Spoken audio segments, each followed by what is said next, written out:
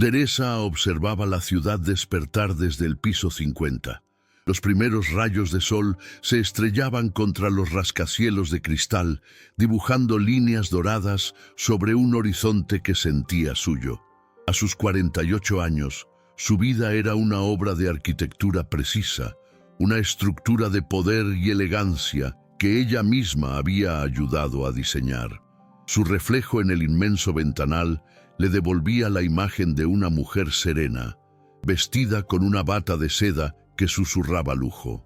Pero últimamente, una extraña inquietud, casi imperceptible, se colaba por las grietas de esa perfección.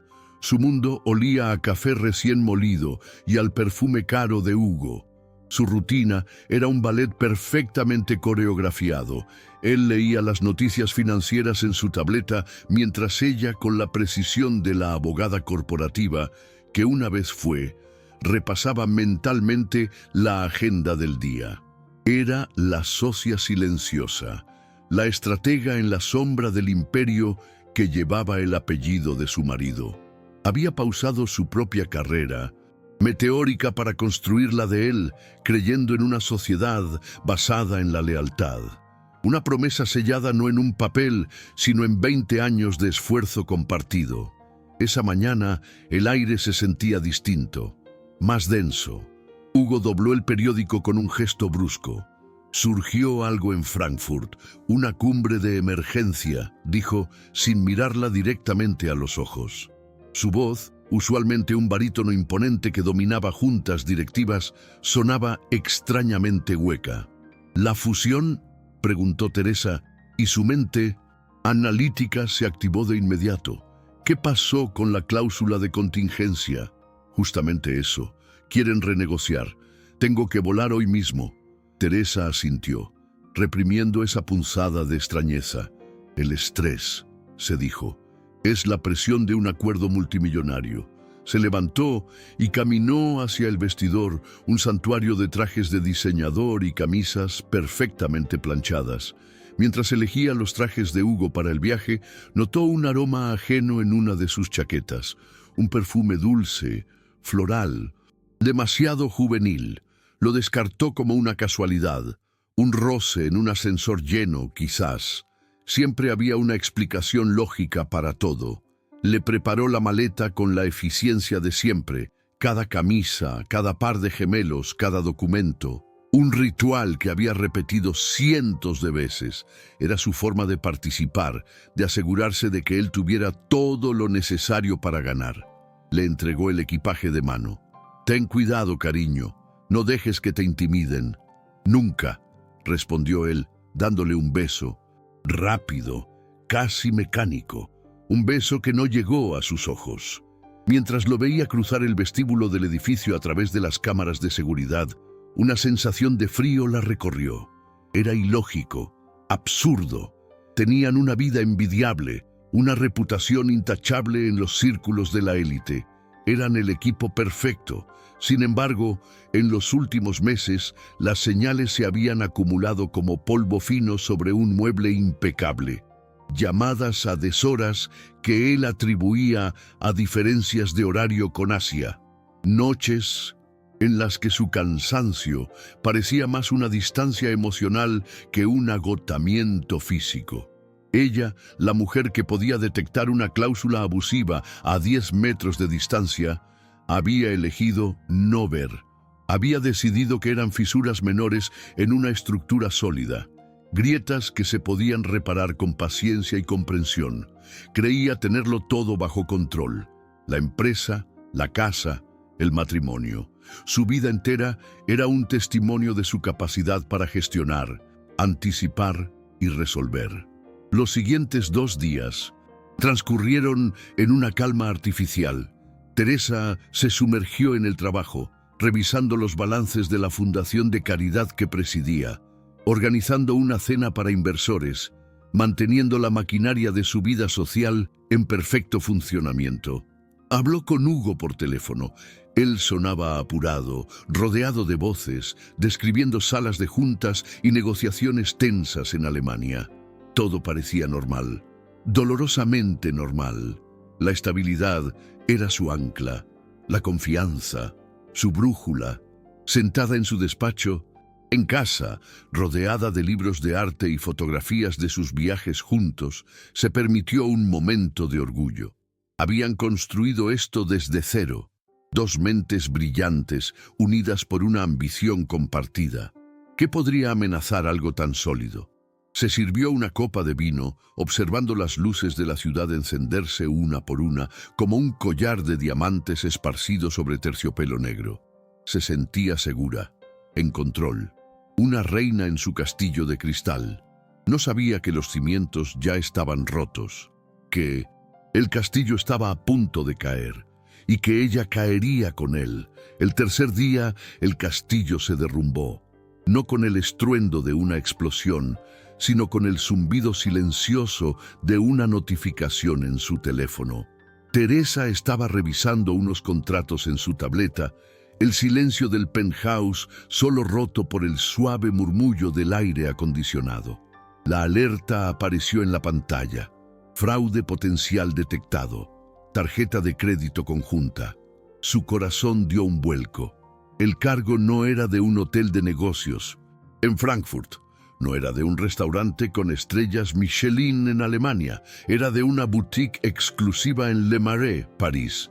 Una tienda de lencería absurdamente cara. El nombre del establecimiento se clavó en su mente como un alfiler de hielo. París, no Frankfurt. Un pensamiento helado se abrió paso a través de la negación. Hugo odiaba París. Sus manos, siempre firmes, temblaron ligeramente al teclear un nombre en el buscador de Instagram. La protegida de Hugo, una joven y ambiciosa analista de Mindomestintes, la firma cuyo ascenso había sido sospechosamente rápido. Su perfil era público y allí estaba, la última foto, publicada hacía menos de una hora.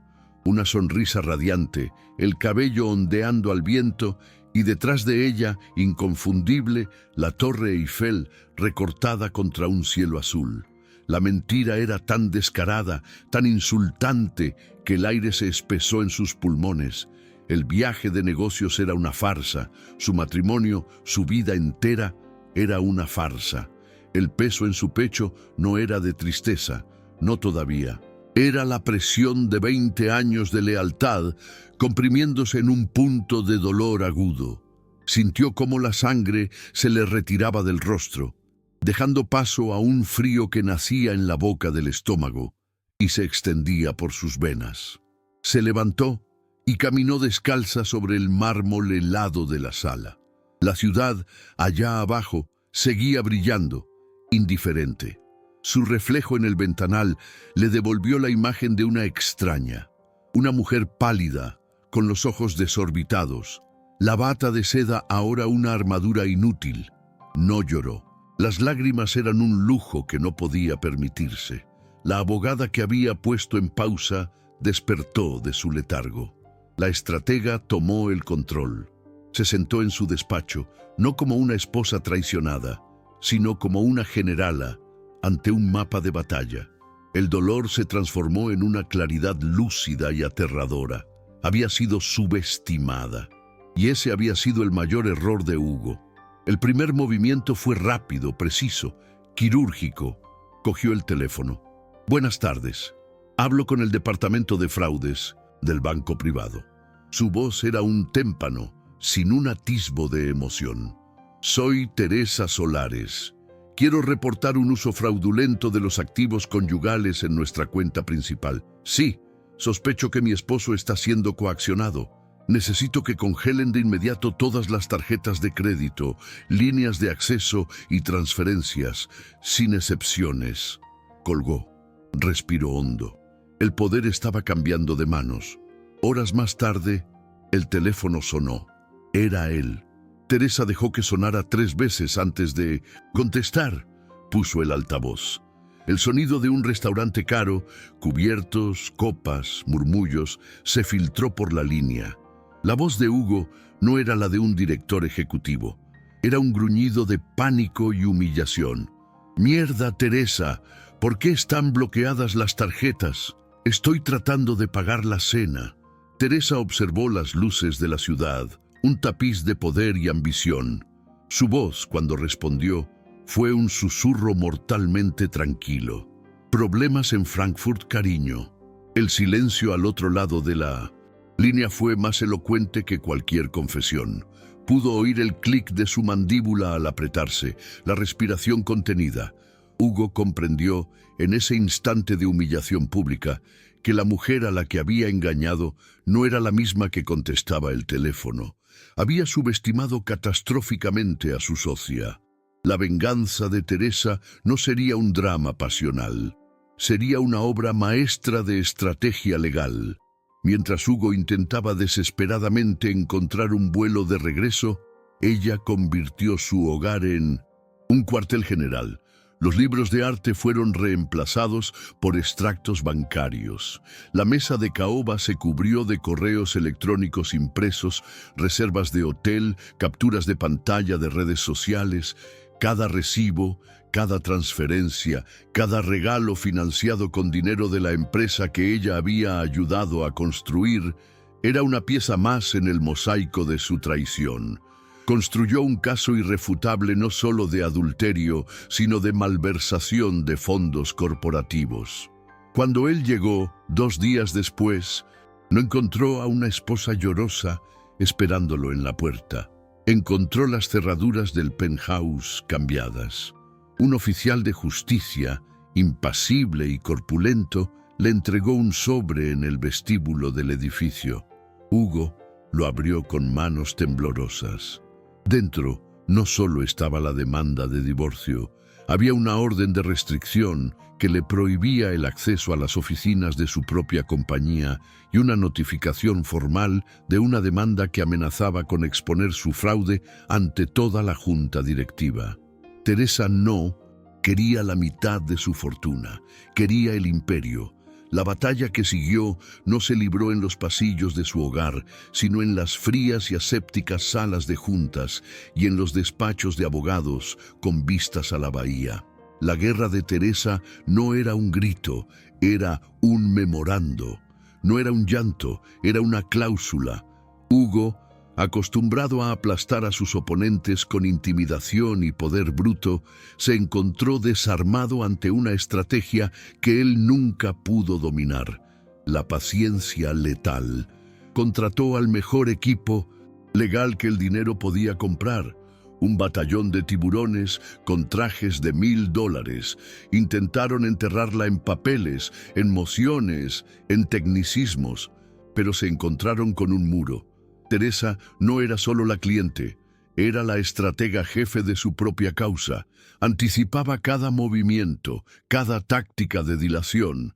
Pasaba las noches no llorando, sino estudiando precedentes legales, cruzando referencias de transacciones, construyendo una línea de tiempo tan detallada y condenatoria que no dejaba lugar a dudas. Su dolor se había cristalizado en una concentración absoluta. «Quieren llegar a un acuerdo», le dijo su abogado, un hombre de cabello plateado llamado Marcus, cuya expresión de calma perpetua ocultaba una mente depredadora. Estaban en su oficina, un santuario de cuero y caoba. Teresa miró por la ventana. La ciudad bullía abajo, ajena a su guerra privada. «Un acuerdo es lo que se ofrece a un igual, Marcus. Hugo ya no es mi igual. Lo que yo ofrezco es una rendición incondicional». El momento decisivo llegó en una reunión de emergencia de la junta directiva. Hugo no fue invitado. Ya había sido suspendido de sus funciones a la espera de una investigación interna. Teresa entró en la sala, un espacio intimidante dominado por una mesa de ébano pulido. Los rostros que la miraban eran una mezcla de curiosidad, lástima y nerviosismo. La veían como la esposa, un daño colateral. Se equivocaban. No habló de infidelidad, no mencionó corazones rotos ni promesas vacías. Habló su idioma: riesgo, responsabilidad fiduciaria, daño a la reputación de la marca. Con una calma quirúrgica, proyectó en la pantalla gigante extractos bancarios, facturas de hoteles de lujo, compras de joyas, todo pagado desde cuentas de gastos corporativos. No lo presentó como la traición de un marido, sino como el comportamiento imprudente y fraudulento de un director ejecutivo que ponía en peligro la estabilidad de la empresa que todos ellos juraron proteger. Esto, dijo, su voz resonando en el silencio tenso, no es un asunto personal. Es un problema de gobierno corporativo. La pregunta que deben hacerse no es qué hará su esposa, sino qué harán sus accionistas cuando esto se haga público. Fue un jaque mate. La Junta, para salvarse a sí misma y a la compañía, actuó con una rapidez brutal. Hugo fue destituido. Su nombre fue borrado de la página web de la empresa antes de que terminara el día. Sus pases de seguridad fueron desactivados. El imperio que llevaba su apellido lo había expulsado como a un virus. El acuerdo de divorcio fue una formalidad. Hugo, despojado de su poder y enfrentando posibles cargos criminales, no tuvo más opción que ceder. Perdió su puesto, su reputación y la mayor parte de una fortuna que, como Teresa demostró, había sido construida tanto sobre el intelecto de ella como sobre la ambición de él. Se convirtió en un fantasma, una anécdota susurrada en los clubes exclusivos donde antes era rey. Meses después, Teresa estaba de pie en el mismo lugar donde todo comenzó, frente al inmenso ventanal del penthouse. La ciudad nocturna se extendía a sus pies, un universo de luces parpadeantes. El silencio en el apartamento ya no era artificial, era real. Era el sonido de la soledad, sí, pero también el de la paz. Una paz ganada a un costo altísimo. El reflejo le devolvió la imagen de una mujer diferente, la misma bata de seda, el mismo perfil elegante, pero sus ojos ya no tenían esa suavidad.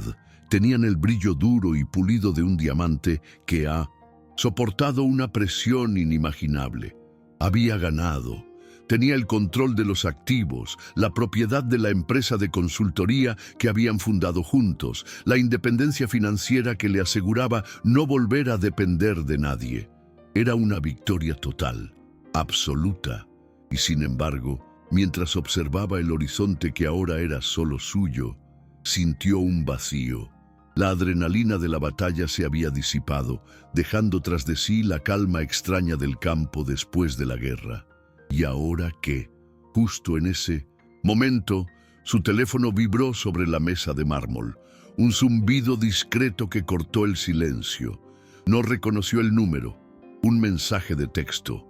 Lo abrió sin interés, esperando que fuera spam. Pero en la pantalla, una sola línea de texto brillaba con una promesa venenosa. Él también me mintió a mí. Sé dónde escondió el resto del dinero. Hablemos. Era ella, la amante. La guerra de Teresa no había terminado. Acababa de encontrar una nueva y peligrosa aliada. La pantalla del teléfono se apagó, pero las palabras siguieron flotando en la oscuridad del penthouse, suspendidas en el aire como ceniza. Él también me mintió a mí. Sé dónde escondió el resto del dinero. Hablemos. La tentación fue una brasa caliente en la palma de su mano. Un último golpe. La aniquilación total. La vieja Teresa, la estratega implacable, sintió el tirón de la sangre. Podía destruirlo por completo. No dejar ni el polvo de su memoria. Pero entonces levantó la vista. Observó el reflejo de su rostro en el cristal, superpuesto a las miles de luces de la ciudad. Vio el cansancio detrás de la victoria, que ganaría con un último acto de venganza. ¿Más dinero? Ya tenía suficiente. ¿Más humillación para él? Ya era un paria. Seguir ese camino significaba mantener a Hugo y a su fantasma en su vida, encadenada a su pasado. Con un movimiento lento y deliberado, Teresa deslizó su dedo por la pantalla. El mensaje desapareció. Borrarlo no fue un acto de piedad hacia Hugo. Fue el acto de poder definitivo para sí misma. Fue cortar la última hebra que la unía a la mujer que había sido. Esa noche, por primera vez en meses, durmió sin sueños de guerra. 2 años después. El sol de la mañana no se estrella contra un ventanal del piso 50. Se filtra suavemente a través de las hojas de un arce que crece frente a la ventana de un edificio de ladrillo con historia. El aroma ya no es de café de máquina de lujo, sino de granos recién molidos en una pequeña prensa francesa. Teresa Solares ya no preside una fundación de caridad desde las alturas. Dirige su propia firma de consultoría estratégica desde una oficina en la planta baja, un espacio lleno de luz, plantas y las voces de jóvenes emprendedoras a las que asesora. Su ropa sigue siendo elegante, pero ha cambiado los trajes rígidos por pantalones de lino y blusas de seda de colores cálidos. Su sonrisa ya no es una armadura, es una invitación. Hoy está sentada frente a una joven llamada Ana, cuyos ojos brillan con una mezcla de pánico y ambición, mientras le muestra las proyecciones financieras de su startup. «Tengo miedo de que no funcione», susurra Ana con la voz quebrada. Teresa se inclina hacia adelante. Su voz es un bálsamo de calma y firmeza. «El miedo es solo una señal de que estás a punto de hacer algo realmente valiente. Mírame a mí. A los 48 años lo perdí todo, o eso creía». Hace una pausa, y por un segundo, la imagen de la mujer pálida en la bata de seda parpadea en su mente. Descubrí que lo que perdí era solo una jaula. Muy bonita, sí, pero una jaula al fin y al cabo. Su vida ahora no se mide en fusiones multimillonarias, sino en pequeñas victorias, en el correo de agradecimiento de un cliente que salvó su negocio, en la cena improvisada con los viejos amigos de la Facultad de Derecho con los que reconectó, en la libertad de caminar por la calle un martes por la tarde, sin agenda, simplemente para sentir el sol en la cara. Recuperó el control de su nombre, que ahora figura en la puerta de su propia empresa, Solares & Co. Construyó algo desde los cimientos, no como la socia silenciosa, sino como la arquitecta principal. La estabilidad financiera que alcanzó es suya, ganada con su propio intelecto y trabajo. Pero la verdadera riqueza es la paz que siente al cerrar la puerta de su apartamento por la noche. Un espacio más pequeño, más cálido, que es verdaderamente un hogar. A veces por la noche se sirve una copa de vino y se sienta en su pequeño balcón, mirando no un horizonte de poder, sino un barrio lleno de vida.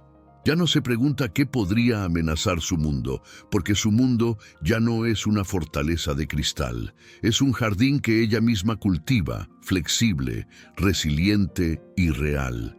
La caída no la destruyó, la vació de todo lo que no era esencial. Y en ese vacío, por fin, tuvo espacio para reconstruirse. La historia de Teresa no es sobre venganza, es sobre renacimiento.